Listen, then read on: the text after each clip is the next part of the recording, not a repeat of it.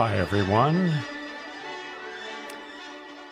I'm Gary Null. This is the Progressive Commentary Hour, and I'd like to welcome all of you from all over the world.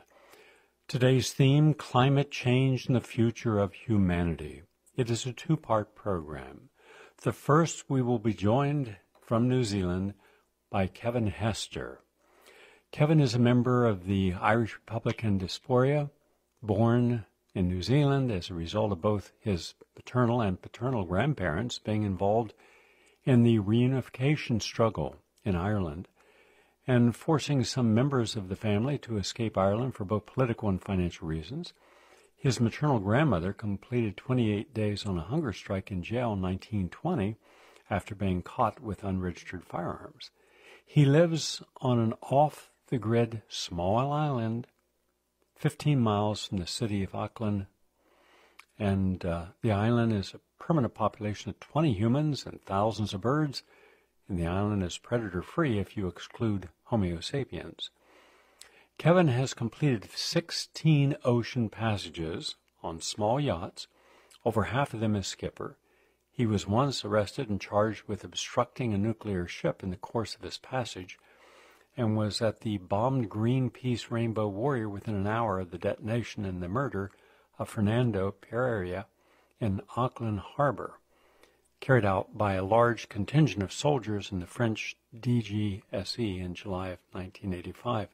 He currently spends his time researching abrupt climate change, the collapse of complex societies, and real-time unraveling of the biosphere.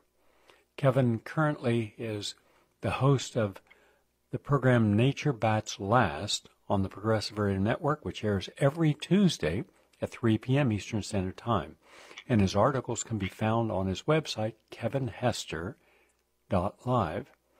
He lives to agitate another day. Nice to have you with us, Kevin.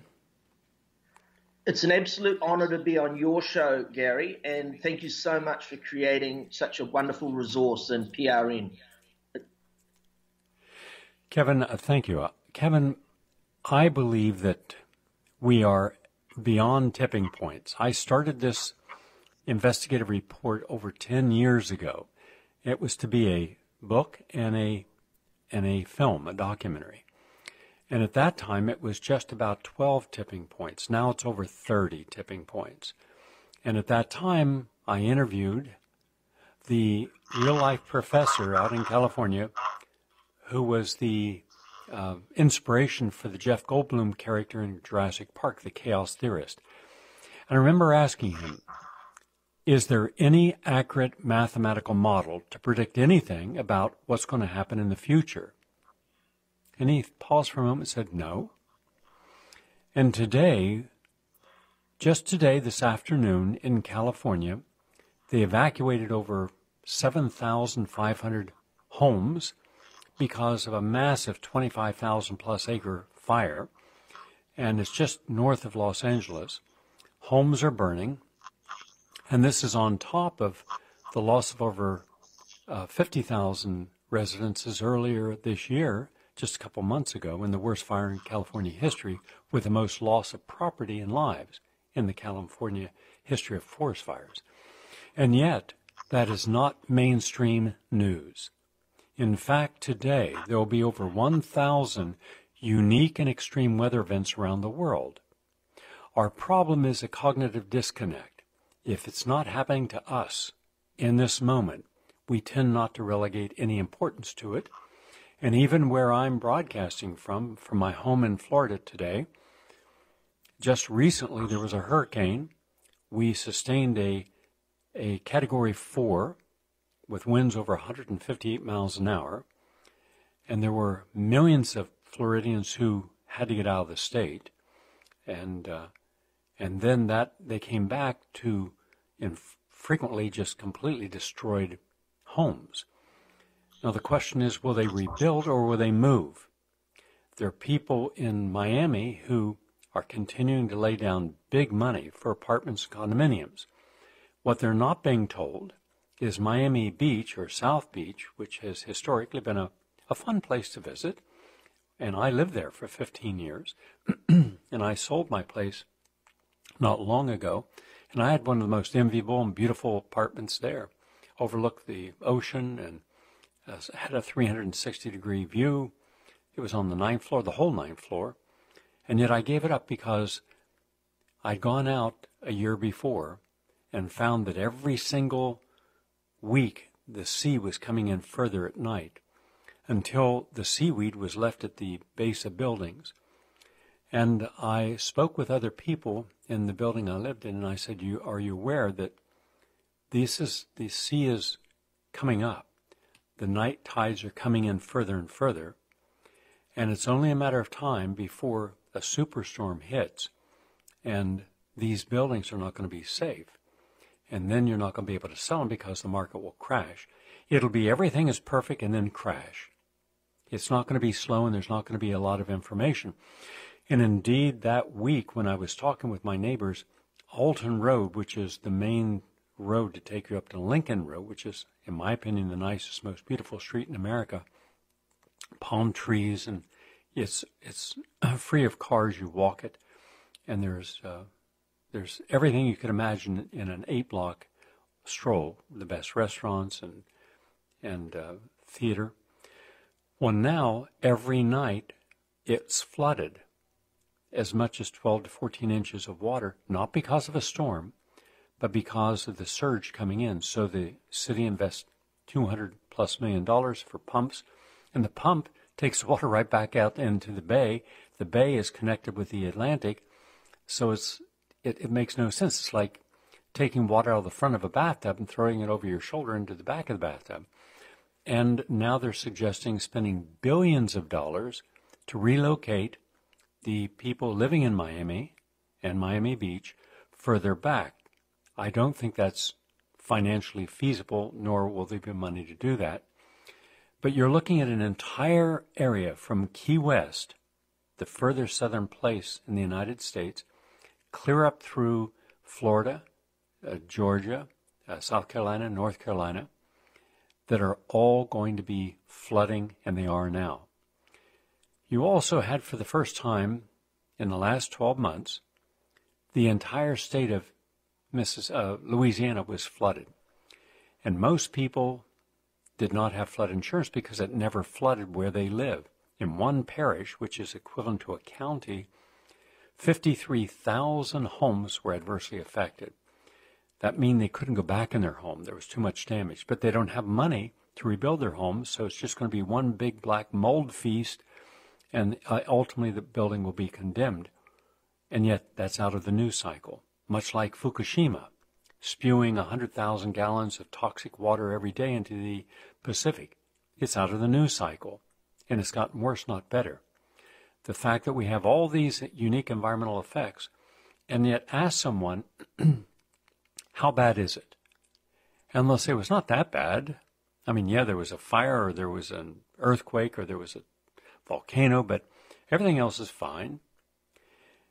And what I have seen in all these years, with hundreds of interviews and reading thousands of articles, my own article, which I'm going to broadcast on Monday and Tuesday and Wednesday, it's that long, at noon, it shows that you have the vast majority of environmental and climate experts knowing that there is a problem. But part of the issue is that they're specialists. They may know about the melting of the Arctic. They may know about acidification. They may know about the rim, Pacific Rim with volcanoes. But you don't have people that know it all. So no one's putting all the pieces together, so they can only give you their perspective. And finally, recently in Antarctica, the Larsen C shelf, which we were told wouldn't break for at least 100 years, broke. It was the largest, about 100 square miles. It was the largest iceberg in history, our recorded history, to ever float away. But it wasn't a clean break. It's shattered, which means that there are going to be an awful lot more of that breaking off and going into the ocean. And because it's so far away, we don't consider that important. Greenland, we don't consider important. The Himalayan glaciers, we don't consider it important. The acidification, the bleaching of the coral reef, including the Great Barrier Coral Reef, we don't consider it important. The elimination of 90% of all large fish in the oceans is not important. It's not getting our attention. So I do not believe that we are ready as a society. Individuals, yes, but not as a society, and certainly not the business community, not the government, not the governmental agencies, either to be completely honest about the totality of our problem and come up with important solutions, even where we could have solutions. Your thoughts, and tell us how bad it really is.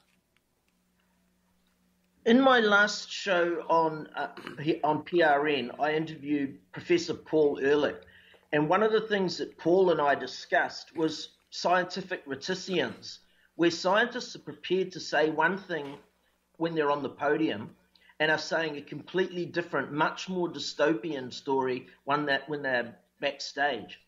And Paul is a part of an organization that's trying to promote and put pressure on scientists to speak truth to power and come out and front up about how bad the situation is.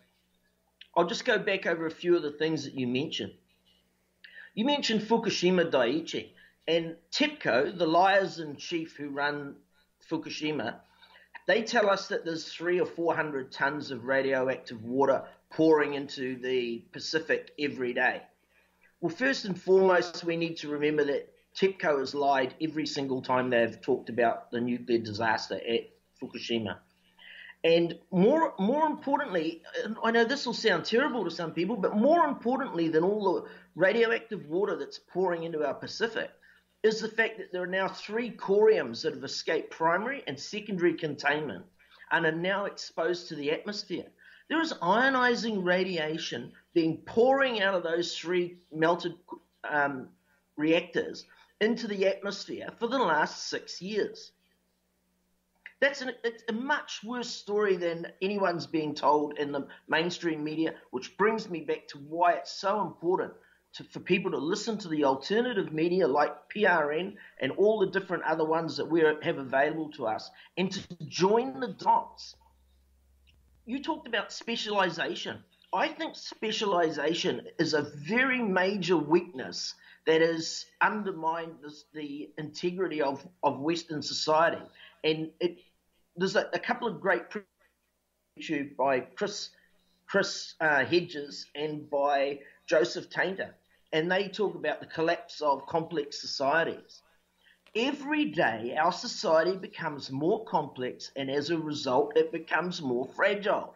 And if you join all the dots, which is exactly what Guy McPherson, who's taught me, and he's been a guest on your show before and had his own show, which I've taken over now, Nature Bats Last. Guy's been an expert at joining the dots and correlating all this different information from different spheres of science and seeing what the multiplicative effect of that is. You mentioned tipping points, and Guy has a monster climate change essay which has 6 dozen tipping points that he's recorded. Many of them are irreversible. He had an email exchange with Peter Wadhams once, and Peter Wadhams, you won't believe this, Peter Wadhams said to Guy, I think you're underestimating the effect of the tipping points. And he said, you can't just add them up, they're multiplicative. When you join the dots and see how bad the situation is, you get to see how really, really dire the situation is for all of us. You talked briefly about sea level rise and how it's affecting the United States and specifically Florida. But for my Melanesian and Polynesian neighbors, a few millimeters of sea level rise has changed the pH of both the soil and the aquifers and their wells. So those islands are becoming already uninhabitable from that. And then, of course, we've got the superstorms, James E. Hanson's storms of my grandchildren that are bearing down on them that will decimate the infrastructure. And the Western world, which has effectively set fire to the homes of my neighbours, is still not prepared to front up and help pay for the damage that we've caused. When a bridge or a road gets washed away in Fiji, it's our fault. We caused it. We should be repairing that. If I burnt your house down, or if my son burnt your house down, I would take responsibility and I would come to the party and see what I could do. But that's not what's happening. Capitalism has just got its foot to the pedal, pedal to the metal, and off the cliff we go, and there's just no holding back. Thank you, Kevin, for the overview. I want people to hear now a clip of an interview, a short interview that Guy McPherson did and recently. And Guy is, it depends upon your perspective. Guy is either one of the most, let's say, courageous climatologists in the world, because he took all the different disparate pieces and put them together. And what he saw when he put them together was what we're doing simply will not change anything. We're not making any change in our diets to a plant-based diet. We're not giving up the use of plastic. Everybody wants a car. Everybody wants a home. Everybody will say that they care about the planet, yet they continue to live in a very selfish and self-absorbed way. And that's individuals. Governments know better. And industry, of course, as you have suggested, Coke industry and other industries, they're not going to change how they're manufacturing because they don't want to lose any profit. They could, they have the money to, but they don't. When they make a mess, we, the public, more often than not, have to clean it up. They're responsible for these Superfund sites that have still not been cleaned up in the 40 years since they were identified. So then the question is, well, so what, Gary? So what, Kevin? Nothing's going to happen in our lifetimes that's going to be that bad. Everything's going to happen 100 or 1,000 years down the road. So after looking carefully, Guy was the first, and he said, you're wrong. We're going to see a substantial disruption in the quality of life in the very near future. And I'll let him tell you how far. And within 2 years, 12 other scientists came forward and suggested not necessarily the same timetable, but said that we are literally at a cataclysmic level. People are going to wake up one day and they're not going to be able to get out. And I remember telling this audience at Katrina, get out of the way. I broadcast in New Orleans 5 days before it hit. They didn't do it. The people of Northern California knew that they were living in an extraordinarily dry area, very arid. They didn't get out. All the homes were destroyed. Now, will they go back and rebuild? Probably. Will they learn a lesson? I don't know. We don't tend to learn lessons very easily in our society. We think somehow it shows courage to double down and say, well, I'm defiant. Yeah, I'm going to rebuild. You're up against nature. Nature will always win. And we actually have the hubris and arrogance to think that somehow technology will give us the advantage that can reverse what is happening. There is no technology in the world that exists today that will stop Greenland from melting, Antarctica from melting, the Himalayas from melting, the great glaciers from melting, that will keep the ocean temperature down. We are going to hit 2 degrees in probably the next 2 years. We said 3 years ago that we cannot exceed 350 parts per million. We're over 410 at this moment. So every single thing that we've been told was ultra-conservative. It's like, as you said, what they will say to the public is different than what they talk about with each other. So here is a small clip, and then I'd like for you to respond to it, of Professor Guy McPherson, Professor Emeritus of Earth Sciences, University of Arizona. We are heading for mass extinction. There you go. That's it. End it there. As humans destroy our own habitat. That is the no-holes-barred message from climate change expert Guy McPherson from the University of Arizona. Some label him an eco-terrorist. Others say he's an anarchist.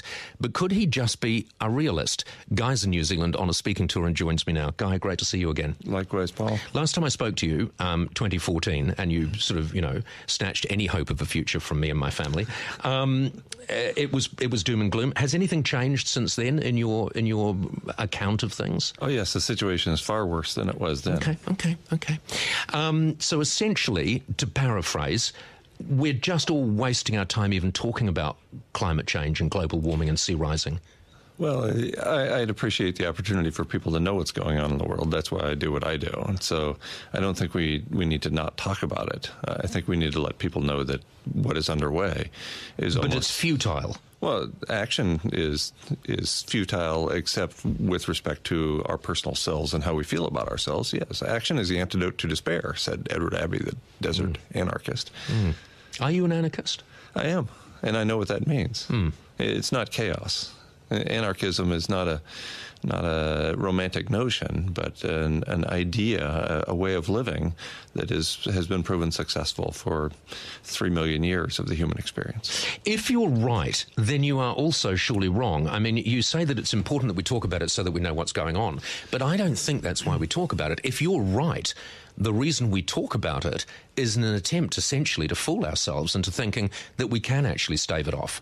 Well, it depends on your perspective. Again, my perspective is that there is nothing to be done in terms of preserving the human species more than a few more years. Other people think that actions will increase their own longevity, which might be true depending upon what they do and where they move to. But I think in terms of the human race, we're done. It's locked in. It's been locked in for a long time. We're in the midst of the sixth mass extinction. Okay, we'll talk about your time frame in a moment, because I guess that, and that, you've already indicated that's something that does change because things have got worse rapidly, more rapidly than perhaps you originally thought. You almost imply in some of your writing that we have the arrogance to believe that the future of the planet and the future of humankind is the same thing. In reality, you hold quite a positive outlook for the future of the planet, just not with us on it. Absolutely, yes. I mean, we've had humans on the planet, our species, for about 200,000 years. The universe is 13.8 billion years old. We're just a moment. We're a moment in time. We really are. I mean, it's a geological blink, and it looks like we're beyond geological at this point, and into the real blink. With humans gone, and presumably not only humans but other life as we know it, will the planet actually heal itself given enough millennia? It will take millions of years, as it has following previous mass extinction events. But I've no doubt there will be a thriving planet again. It's just for a few million years there will be very small things like microbes and bacteria and fungi. As I look at you now, and I mean, what you say seems logical, much more logical than those who say we can stand in the way of this, we can shout at the tide not to come in. But I really don't believe it, because part of me, of course, being a human being, being a logical creature, thinks I can't imagine that none of this will exist, and so I will pretend that it doesn't exist. Is that what you fight when you go around, when you lecture people around the world? Of course, and mostly it's people who look a lot like you and me, people who are pretty privileged and can't imagine this amount of privilege going away. And so that's the difficulty. This is all we've ever known. We were born into this. I call it born into captivity. And we didn't have any choice about the matter, right? We didn't vote on whether we got to show up at this point in history. So it's difficult to imagine anything different than this, much less the kind of situation that is certain to arise in the not-too-distant future. Well, the other thing that it's hard to imagine, even although we have absolute proof of it all around us, is that we are but a moment in time, because we know history. We know that we will not last forever. Right. So we potentially know some of the future. How much time do we have? How much time does the human race have? I can't imagine there will be a human on the planet in 10 years. I suspect it'll be close. No, I'm sorry. Did you say 10 years? Yes, in my out loud voice even. Yes, I can't. You know, we're headed for a temperature within that span that is at or near the highest temperature experienced on Earth in the last 2 billion years. That's at least an order of magnitude faster than occurred during the Great Dying 252 million years. But you are suggesting then that the temperature increase will be phenomenal over the next few years. Oh, yes. Yeah, this is exponential change, and we have difficulty coming to grips with exponential change because... No, I understand the term exponential, and I understand the term change.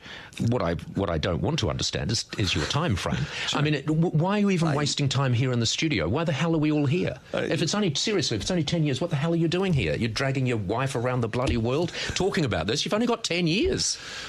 Shouldn't you be at home with your kids? We're going to bring this down now. That you heard what he had to say. Now, there are going to be people who say that is not true.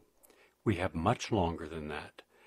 And I want Kevin, at this moment, please tell us what you believe is a more accurate, or if that is accurate, and why. Explain the chronology of events that will occur that will make the temperature so hot that now we're having about 200 species a day. Every 24 hours, 200 species are extinct.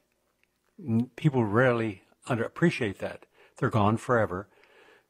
And we never could imagine that we'll be one of those people that could be extinct. Now, the world isn't set up, nor our society set up to all disappear.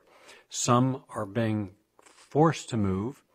They're running out of food. They're running out of arable land. They cannot grow certain things because the soil's too hot. Others don't have enough water. So tell us what you see as a more realistic scenario of what's going to be happening. I was in the studio when that clip that you've just played was recorded at the TV3 studios here in Auckland. And I traveled around the country with Guy in 2014 and 2016 talking about this stuff. And we watched the reception that we got changed over those 2 years because things had changed so radically in that amount of time. And more people were able to understand that we're in very deep trouble. Everyone that I know around me on the island where I live and in my social circles and online in New Zealand is talking about how radically warm it is at the moment. We're having temperatures that are more reflective of the middle of the summer rather than the first week of the summer.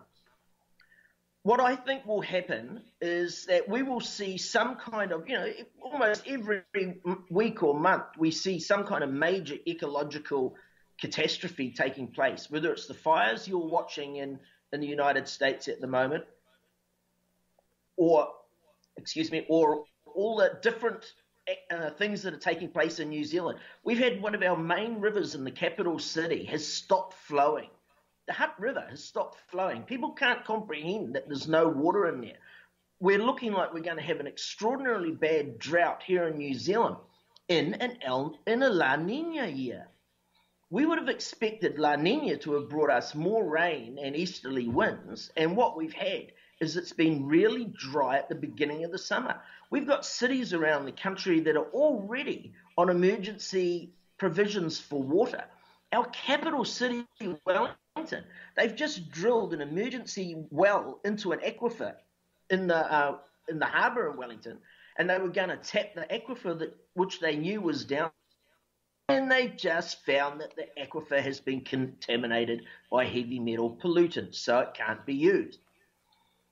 All we need to happen is some big event that in some way shuts down industrial civilization for a brief period of time. And I'll give you an example. When the 3 buildings miraculously fell down in New York and all the planes in the United States were grounded, there was a sharp increase in temperature in the region as a result of the loss of global dimming.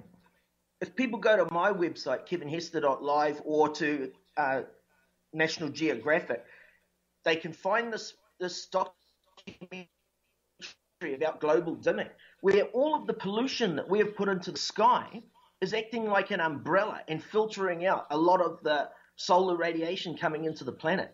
When we have a collapse of industrial civilization at any level, we're going to get a major spike in temperature, and that will cause the collapse of the food production on the planet. What I think will happen is that people will lose confidence very easily and very quickly in the situation that we have now, and that will put our climate catastrophe on steroids. There's a great presentation on YouTube by a man called Albert Bartlett about the exponential function.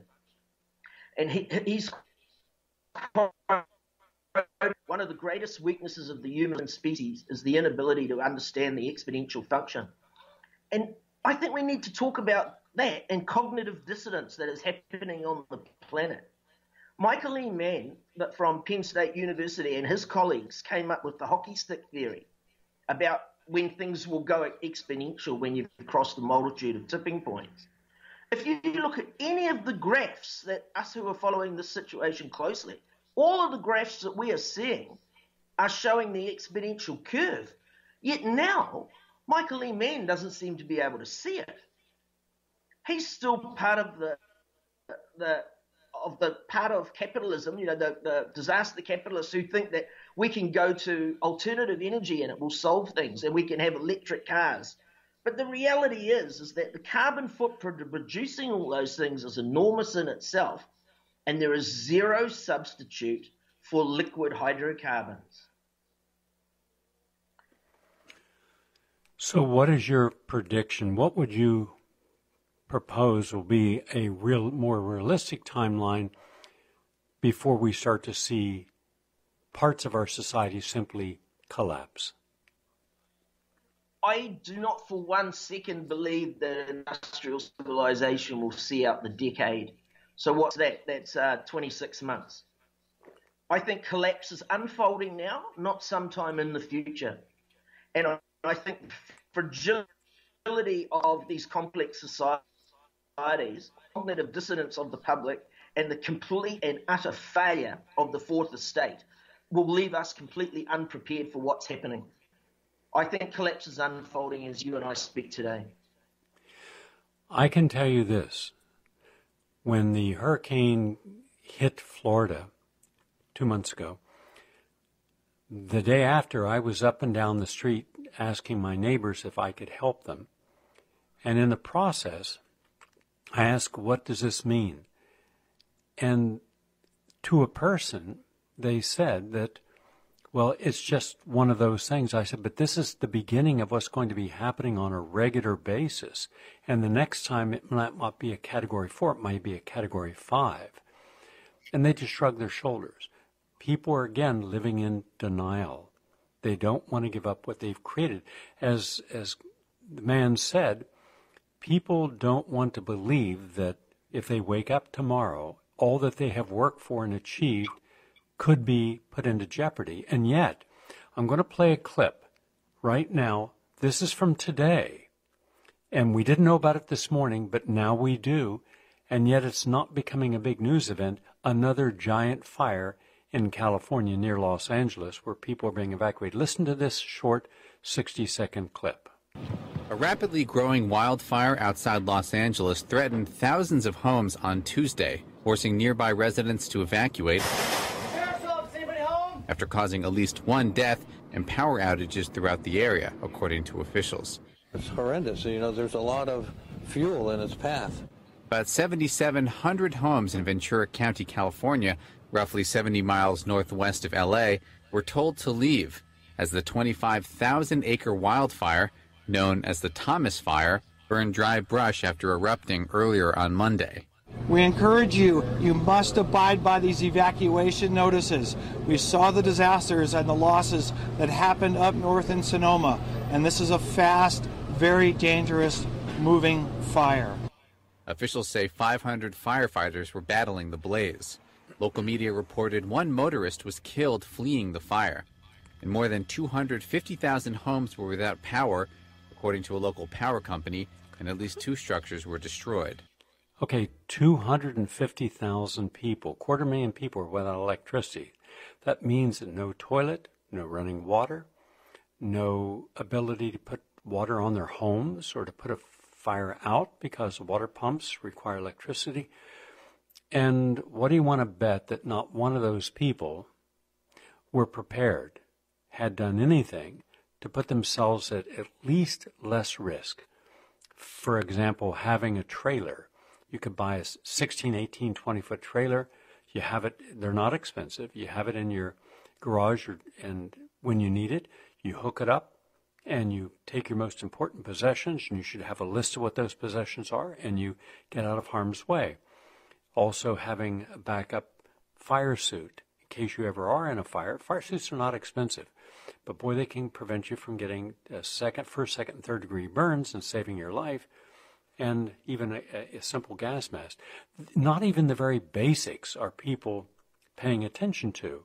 They're just assuming that it's not going to happen, in spite of the fact that it just did happen to tens of thousands of people. Hundreds of thousands were actually affected, but tens of thousands of homes burned up in Sonoma County and up around Napa Valley. Vineyards were burned to the ground. Homes are gone. So that's today. That's not in the future. So when I look around the world, just 4 weeks ago, we were looking at the major volcano on Bali erupting. Now, people didn't anticipate that 6 months ago or 3 months ago. People would live there for a long time without a problem. And part of this, Kevin, is that we just don't like to accept the fact that when you take an honest look at the planet is experiencing unique and extreme events. For example, this past summer, for the first time in history, a vehicle, a ship without an icebreaker was able to go through ice-free water across the Arctic Circle. That had never happened before. And now that means that the Arctic, which is shallow, that part of the Arctic, is going to have methane percolating up. Now, that methane will not have bacteria eating it because it's too shallow. In Norway, where they did a study, yes, it's very deep water off Norway, and bacteria can help dissolve and dissipate a lot of the methane. Not there. And also, we are not prepared for what is called a methane burp. We're not prepared for the temperature rising in the ocean, but it is. And in fact, the ocean, the Gulf of Mexico was the hottest it ever was, which is one of the reasons that the hurricane that hit there, which was only a Category 2, dropped over 20 trillion gallons of water. And people weren't prepared. They're no better prepared today, and they won't be prepared next year. We're just not getting this message. Take us through what you see are some of the other tipping points that we may not be aware of, that we cannot stop, but we can get out of harm's way. In the discussion that you had, or the clip that you played about fires, there are a number of feedback loops that I think are a direct result of that. When we burn when those fires take place, there's an enormous amount of heat that goes into the atmosphere. Secondly, we've lost the carbon sequestration of all of those forests, so we have less carbon being stored. And then thirdly, all of that carbon that was stored in those trees has now been re-emitted into the atmosphere. None of that factors into the IPCC projections on carbon. You said earlier, what sort of tipping point would I see that could collapse industrial civilization? And I think the really staring down the face of now is the next El Nino. I believe that without a shadow of a doubt, the next El Nino will mark the demise of the Great Barrier Reef, the single largest living organism on the planet, which is also an incubator for the marine food web at many levels. A little known fact about the Great Barrier Reef and Cyclone Winston. Cyclone Winston was the first ever Category 5 cyclone to hit Fiji 2 years ago. And when it crossed the Coral Sea, it dumped an enormous amount of cold, fresh water on the Great Barrier Reef, and it lowered the temperature of the reef, and it mitigated the worst ever bleaching event that we've ever seen on the reef. I seriously think that the next El Nino could be the tipping point that will tip over industrial civilization, and then we just get this runaway snowballing effect that will change the planet as we know it. Kevin, we also have to look at a few other places where there's serious concern. The largest country in the world, as far as forest, is not Canada nor Norway, it's Russia. The Great Boreal Forests and Siberia. It's melting. The permafrost is melting. The frozen ground that's been frozen for tens of thousands of years is now thawing. And they have recorded in the last 12 months dozens of these methane explosions. They're giant craters. They go down quite a distance. Some go down 40, 50 feet. That's methane. Now imagine that times 1 billion. And then you start to see, wow, methane going into the atmosphere from all this of melting. Then you start looking at other places where methane have been trapped in Alaska. think of all those hundreds of thousands, about 220,000 natives live in the Arctic Circle, and many of them live right at the water's edge. All of those, every single one of those is going to be destroyed because as it falls, the building structure is going to collapse and it's going to go right into the water. It's going to calve into the water. Nothing's being done about it. And then you look at in the United States, we have 20 states that are not sustainable because they're in drought, and they'll be in permanent drought. The great wheat and corn and soy growing states, there are actually 8, like Kansas and Illinois, Indiana, and Colorado. Those are now overusing the Agalaga water aquifer, the largest in the United States, which is substantially down. And there are states where you can't draw any water out of it now. In the state of Texas, with the exception of the Northeast Texas, with the rest of the state, there's 1,200 communities, including a large community like Houston, that are water insecure. They're running out of water. But also, when I'm taking my trips across America, I'm talking with farmers, and I am a organic farmer, certified organic farmer. They're not planting in some areas because the soil's too hot. The seeds can't germinate, or they don't have adequate water. This is also true now in Africa. You have over 130 million people living in Africa who are now going to be environmental refugees. The difference is the refugees that just left Libya and Syria, these are too poor to travel anywhere. They're starving, and they have to move because there's no food. That was one of the reasons for the conflict in Syria, was the fact that it's the breadbasket of the Middle East, and it had 5 straight years of severe drought. And then farmers couldn't farm, so they were moving into the cities. You have severe weather conditions in a lot of places. Right now, Spain, Portugal, Italy, there are some olive trees in Italy that are between 500 to 1,000 years old, and now they're dying because they're not getting adequate water. I had a friend that was moved into Spain, and now they're saying that those great orchards, including the Valencia area, the aquifers have been overdrawn. There's no way to recharge those. So when I'm looking around the world, I'm looking at what does a society need to sustain itself? It needs quality land, clean air, plenty of water, and a temperature that is comfortable enough for them to exist inside and outside. Now, how is that realistic to what's actually there? When you look in Iran, Iraq, 2 countries that had the 2 hottest days on record this year. So you can't go outside, it's too hot. And the power shortages happen, and now you have no air conditioning, and people die. So take a look at the world we live in and tell us which areas you believe are most sustainable and which areas are absolutely not sustainable. And then show me the government that is willing to be honest with its citizens and say, like in California, we are not sustainable. Nevada, we're not sustainable. Arizona, we're not sustainable. They won't do that because that would cause businesses to leave and citizens to leave, which means their tax basis would leave with them, and therefore they couldn't pay for basic services. So they don't tell the people in their states the honest truth. So please tell us the areas that you believe in the world are going to be most devastated and why, and those that a person would have a chance of having a quality of life, and where are they, including in the United States. I've got a blog post on my website about wet bulb temperature, soon to be the leading cause of death on the planet.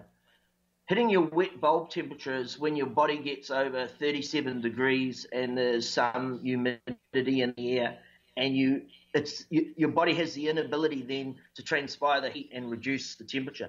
If you don't have access to air conditioning or a cold water bath, you suffer from organ failure in a few minutes. This is going to start happening in all of the center of the continents, and I would say the Middle East will be the place that will become uninhabitable first. So you can imagine the kind of wars that we're going to have that will come with that. one of the characteristics of people who are suffering from they suffer from delirium when they hit their wet bulb temperature is they can look drunk and become irrational and hard to understand. If you ever see any of your friends in a situation like that, you've got to cool them and hydrate them as quickly as possible. But all these solutions are only for the affluent, rich people in the West. I lived in Mozambique and I worked there on a development project 20 years ago, and the situation then was dire. The situation is much, much worse now. Guy used to say in his different presentations, and I pulled him up on it a few times, he used to say that one of the last habitable places in the world will be the bottom of New Zealand, because it's the landmass that's closest to the largest piece of ice on the cryosphere. And that would be logically the last place the habitat will disappear from. But what that means is that New Zealand has a huge target on its forehead, and that we will be overrun and taken over by whichever one of the dominant powers wins the battle to the end of the world. That's sort of how I see it unfolding. I think that whilst New Zealand may well be one of the last habitable places on the earth, it'll be unbelievably ugly, the trajectory till we get to that point. Another blog post I have on the website, on my website, is about the inevitability of a nuclear winter and a nuclear war. I believe that what the psychopaths who own us will do is that they will either start a nuclear war, or they will drop a nuclear weapon into a volcano. When Mount Pinatubo erupted in the Philippines, we saw it cooled the global climate for a couple of years. Paul Beckwith, who's a fantastic friend and scientist that a lot of us follow, Paul did a hypothesis about what would happen if there was a nuclear exchange, or if a nuclear weapon was detonated in a volcano, and it would cool down the planet. Well, we know how psychopathic and sociopathic these people are, and I'm pretty confident they will reach for the nuclear winter. So, all of these things could transpire in the weeks or months ahead. It's dystopian, I know, but I'm sorry. This is the dystopian reality that we're all living now. Okay, I'm not as dystopian in my views. I am realistic. I do believe that society will begin to suffer episodic failures. But it's not as if a society collapses all at once, unless there's an environmental catastrophe. But there will always be those who are wealthy enough, and we have 100 million people living with abundant wealth who can afford food, who can afford protection, who can afford to live in green zones, free of crime and free of many of the problems. What they cannot do is have that green zone be an environmental haven for themselves. That's something they cannot predict. And yet, right now, a great many very wealthy and powerful people are looking towards what to do when things really get bad. Because when a society starts to collapse, in part it collapses because of the gross inequality. One group has so much, and another group has so little, and the group that has so little is expected to stay outside when the storms come. It's not going to happen. At some point, the average person will be forced to recognize the disparity in what they have done as far as taking their power and giving it to other people to rule over them. And I believe that that is within the next 5 years. I believe within 5 years, we will have so many unique and extraordinary environmental catastrophes around the world, displacing tens of millions of individuals. On top of that, you have the perfect storm of health crisis. Just last week, 20 people were killed when in a small town in the Middle East when food was being delivered and the people were starving. They rushed for the food and people were trampled to death. That will be a new norm. I also believe that people are so sick and tired of the corruption of our political system that they will challenge the political system, hopefully peacefully, with a third-party candidate or a fourth-party candidate or fifth-party candidate. In some places in Europe, you have 20 different parties running people for office. Here we have 2 with a small reminder of the Green Party, but we have less than 1% of the public who is smart enough. It shows you how we've dumbed down to appreciate that Ralph Nader, Rocky Anderson, Jill Stein were far better choices than any president we'd have had since, let's say, since Roosevelt. So I think that you're going to see a culmination of not only environmental tipping points, but political tipping points, economic tipping points, debt tipping points, and the maladaptive social behavior tipping points, and health tipping points, to where a person's life is simply then it is wrung, all the life is wrung out of it, and then they will respond. Until that time, we're not in enough pain to change anything. We won't change our political system. We won't change our police state. We won't change the fascist government. We will not change the rich. They will not become humanitarian. They will not become philanthropic. And when people's jobs are being replaced by robots and artificial intelligence, there will be Al Gore, a billionaire, by exploiting people's ignorance of the environment, who owns a hedge fund and who will promote his own solar interest. And I don't dispute that he is interested in the environment, but his solutions will not solve the problem. He will become rich beyond his imagination from exploiting his position of power and authority. He is always shown to be something he actually in real life is not. That's unfortunate, but that's where we live in. We live in a world of complete hypocrisy. With almost every breath we take, we're seeing it. So I believe that there will be intentional communities sharing insights and information of the best places on the planet to live, including in each country, including in the United States.